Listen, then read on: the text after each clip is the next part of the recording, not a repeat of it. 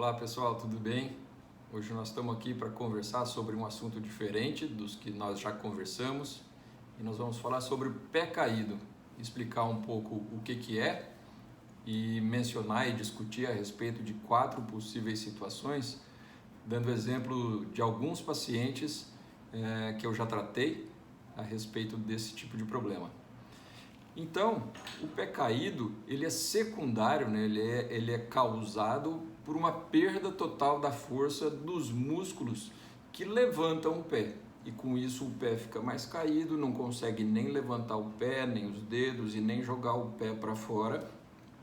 E isso seria então, por conta, se for uma lesão nervosa, por uma perda de inervação desses músculos que levantam o pé e os dedos do pé. E aí, vamos discutir um pouquinho sobre as possíveis causas. Nós temos, por exemplo, nos dias atuais, onde tem sido bastante frequente a cirurgia bariátrica, o balão gástrico para pessoas que querem perder peso, e nesses casos há uma perda muito rápida de peso, e nesses casos os pacientes algumas vezes podem evoluir com uma perda de força desses músculos, ficando com o pé caído. Outro exemplo assim, de perda de peso rápida é, por exemplo, os pacientes com câncer, né, em tratamento de câncer. Então, eu já tive pacientes nas duas situações. Em geral, esses pacientes evoluem favoravelmente com recuperação espontânea, somente com a reabilitação, mas algumas vezes esses pacientes vão precisar de uma cirurgia. Acredita-se que a perda, né, do tecido gorduroso diminua a proteção sobre o nervo, ainda não está muito bem explicado, e o nervo fibular ele é muito superficial na lateral do joelho e muitas vezes ele fica mais suscetível a algum tipo de comprometimento, e aí comprometendo o nervo fibular, perde a força desses músculos e o pé fica caído. Então já mencionei aí a questão do emagrecimento, a possibilidade de ser um câncer ou, nesses dias atuais, da cirurgia bariátrica e do balão gástrico. Uma segunda situação é um trauma ou uma compressão do nervo fibular também nessa região lateral do joelho. Então, também vou mencionar 2 pacientes, um que estava dirigindo uma moto e ao cair da moto bateu a lateral do joelho, houve alguma lesão articular e com isso houve também uma lesão do nervo e precisou fazer uma cirurgia para reconstruir esse nervo na lateral do joelho para conseguir recuperar os movimentos de levantar o pé, jogar o pé para fora, levantar os dedos, e muitas vezes isso vem acompanhado de uma perda de sensibilidade no peito do pé, né, no dorso do pé. Outra possibilidade é de uma compressão simples mesmo, alguma alteração local em que tem algum espessamento da membrana que envolve os músculos e aquele espaço fica restrito, o que a gente conhece como síndrome do túnel fibular. E aí você tem um comprometimento do nervo fibular que vai gerar uma fraqueza dos músculos, o pé pode ficar caído.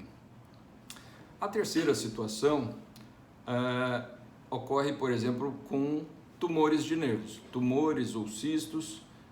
Acho que eu já contei para vocês em algum momento nas redes sociais de uma criança que eu operei de um cisto gangliônico no nervo fibular, que é talvez o lugar mais comum de dar cisto gangliônico, ou tumor gangliônico, ou gânglion, e a paciente tinha uma fraqueza do pé, com o pezinho mais deitado, e foi impressionante quando a gente esvazia o cisto e ataca a origem do cisto, né, de onde o cisto vem. A própria descompressão do nervo já fez a paciente começar a melhorar já no início do pós-operatório, que foi muito satisfatório. Mas teve um outro paciente que foi operado por outros médicos antes e que houve recidiva desse cisto gangliônico, e isso não é tão raro assim, por isso a primeira cirurgia é muito importante. E aí a gente precisou reoperá-lo e recidivou novamente, e aí eu chamei uns colegas da ortopedia, porque aí precisou atacar a origem, um pouco mais ainda na origem da articulação tibiofibular. Então nós tratamos o cisto, mas também fomos lá e fixamos a articulação tibiofibular para poder eliminar a causa do cisto gangliônico comprometendo o fibular. E é interessante desse paciente que todas as vezes ele tinha algum déficit, não chegava a ser um pé caído e no pós-operatório voltava a recuperar e evoluía bem. E aí agora, depois dessa fixação da articulação tibiofibular, ele não teve mais recidiva do cisto. E a quarta situação que eu queria mencionar para vocês é quando a gente tem uma lesão do nervo ciático na região do quadril, da região glútea, né, ou na região da coxa. E eu vou mencionar para vocês os casos de alguns pacientes. O primeiro deles foi um paciente que levou um tiro na região glútea durante uma caçada que ele foi fazer com os amigos e acabou sendo acertado nessa região e o projétil lesou o nervo ciático. E aí nós precisamos reconstruir o nervo ciático desse paciente com um monte de enxertos, porque o nervo ciático é um nervo muito calibroso, mas a manifestação desse paciente com lesão do nervo ciático era exatamente o pé caído. A outra paciente que também teve uma lesão do nervo ciático na região do quadril foi por conta de um acidente, houve uma fratura ali na região do quadril, do acetábulo, e precisou fazer uma cirurgia para corrigir essa fratura e acabou que machucou o nervo ciático. Ela teve uma recuperação parcial do componente tibial do ciático, mas o componente fibular estava todo comprometido e aí o pé ficou caído muito tempo.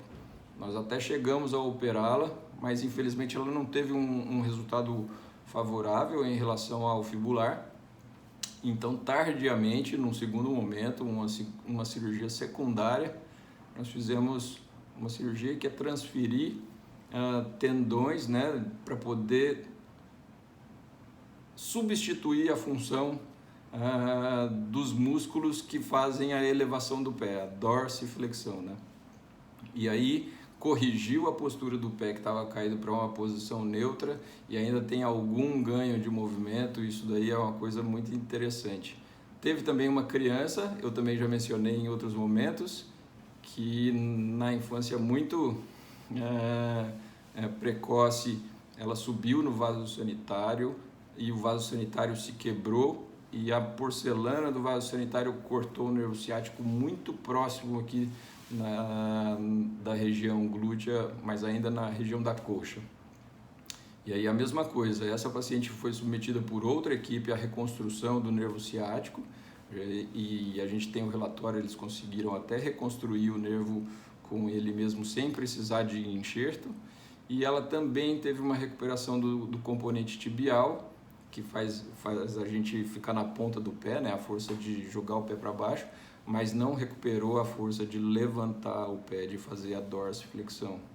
Então, num segundo tempo, mais tardiamente, durante o acompanhamento que a gente fez dessa paciente, nós fizemos essa cirurgia de transferências tendíneas para reposicionar o pé numa posição neutra e assim já tira o pé da posição de pé caído e ainda proporciona algum grau de movimentação para que esse paciente tenha essa recuperação funcional, melhore o jeito de caminhar e toda a dificuldade que esses pacientes com pé caído têm. Existe a possibilidade de você utilizar uma órtese, mas utilizar uma órtese nessa tala continuamente pode não ser um bom negócio. E se existem alternativas de fazer com que o paciente se recupere bem sem precisar da órtese, é melhor, né? Lembrando que esses pacientes todos fazem um acompanhamento muito importante e necessário com a equipe de reabilitação e com isso essa soma de esforços é que traz a possibilidade de um bom resultado. Ok? Então vamos conversando e aguardem os próximos vídeos. Um grande abraço.